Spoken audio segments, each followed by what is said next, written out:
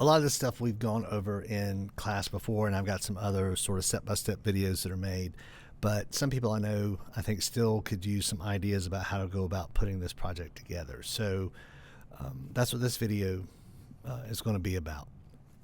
So first of all, I'm in Logic, and I would recommend that you construct your song in Logic first, and there's a lot of reasons why to do that. So like I mentioned, essentially what you're going to do is you're creating a song using our verse, chorus, bridge, chorus, but you want to produce that song and generate that song in EarSketch.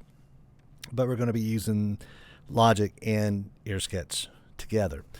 So I started with the harmony assignment we did about 3 weeks ago, where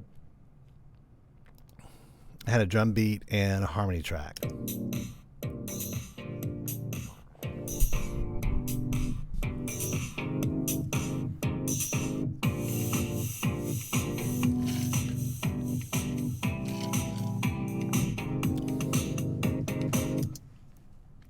So to that, I created 2 more tracks, a melody track and a bass track. And I used the launch pad in the same pad layout that we used to create the harmony to generate the bass track and the harmony track. So my bass track sounds like this.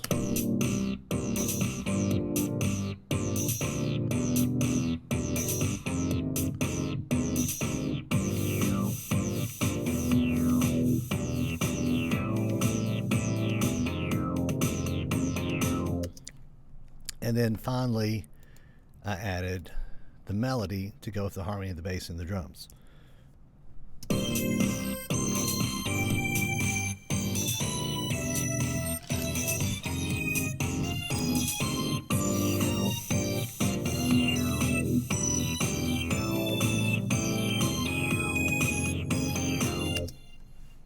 So if you haven't yet created a melody and a bass track to go with the harmony, I would pause the video here and go work on constructing that in Logic.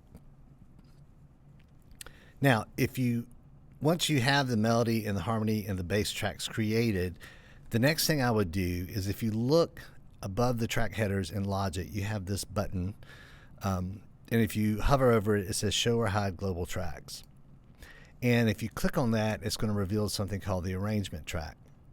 So as I click on this plus button, in my head, I'm just going to go through the form and say intro, verse, chorus, bridge, chorus, like this. That would be intro, verse, chorus, bridge, chorus.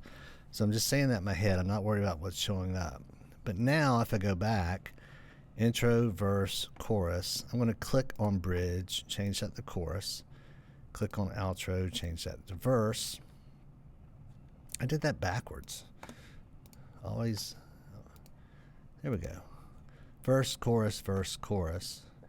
I want this to be the bridge, and then I'm going to have the chorus twice at the end. So the thing that's handy about this is this sort of shows you the outline of the form that you want your song to be in. So if you haven't done this yet, again, pause the video, click on this button and add your arrangement track and make sure you have it labeled.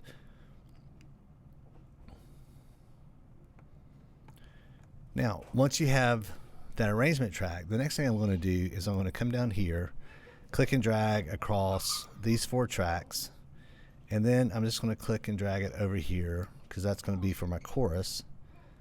Then I'm going to click and drag to highlight these 4, drag that over to the verse. Pause the video and complete that step. Once I have that done, I'm now going to use the Option key close to my space bar. And again, I still have these highlighted. So if I hold the Option key down, I'm going to click, I'm going to drag and drop to repeat that 4-bar phrase for the verse. So now I've completed the verse section. Then I'm going to click and drag over the chorus, hold the Option key, click, drag and drop. So now I've completed the chorus section and the verse section. Now if you look at the arrangement track, I want the verse and the chorus to repeat again. So from here, I can click and drag to highlight all of it. Option, click, drag, drop. So now I've repeated verse, chorus, verse, chorus. And then finally, I'm going to highlight just the chorus section, hold down the Option key, click, drag, drop, and I'm going to do that again because I'm going to repeat the chorus. So now you can see I took those 2 4-bar phrases, and through just copy and pasting, I filled out all of my verse, chorus, chorus sections. So this will be another good place. Pause the video and complete this step. Once you have this step completed, notice we still have 2 holes that we need to fill, the intro and the bridge. So let's start with the intro. I'm going to zoom in a little bit.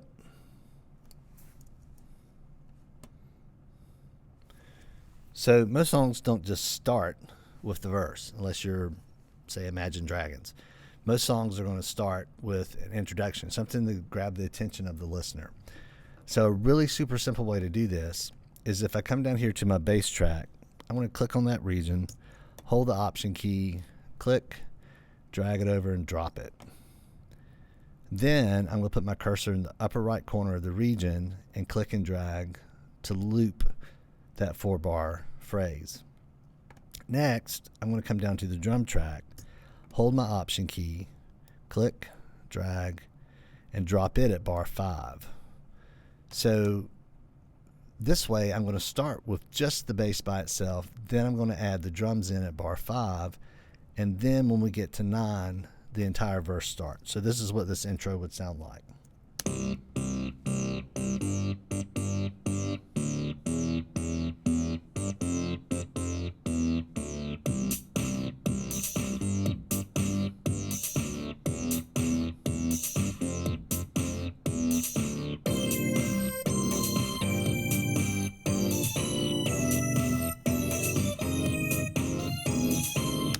So that works great as an introduction. And if you think about how you would make that happen in EarSketch, it should be pretty straightforward. You would just start with a fit media, and then you would take the audio file from the bass, put it in parentheses, put it on track 3, and that's going to start at bar 1, and it's going to end at bar 9. And then to add the drums, you would use another fit media, put your drum file in the parentheses, put it on track 4, and you're just going to have it start at bar 5 and end at bar 9. So that would be a pretty easy process. Pause the video and complete this step to create your introduction.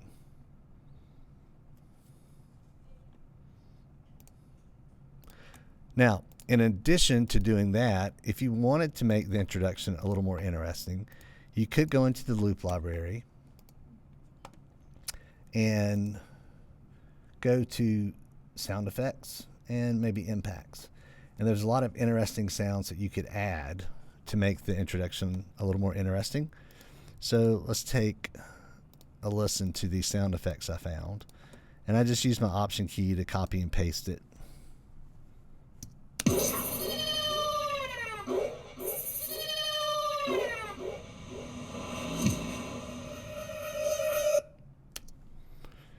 So if I add that to the introduction with the bass at the beginning,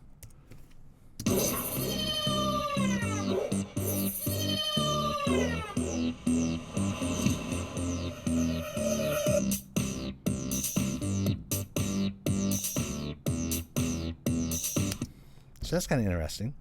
So if you want to add that with your introduction, pause the video, go into the loop library, again, select sound effects and probably impacts, and then just go browse that library to see if you find some interesting sounds that you want to add. Once you find those and you drop them in, all you would need to do now is to come down and click and drag and select all of those sound effects that you want to use. Once you have them selected as a group, hold the Command key and type the letter B on your keyboard to bounce that out. Make sure you have it as an MP3. Click OK and give it a title. Call it intro SFX and save it to your project files. And then once you bounce that out, just take that audio file, upload it into Earsketch, and you'll be ready to program it in for the song. So again, another good place to pause the video and work on finishing your introduction.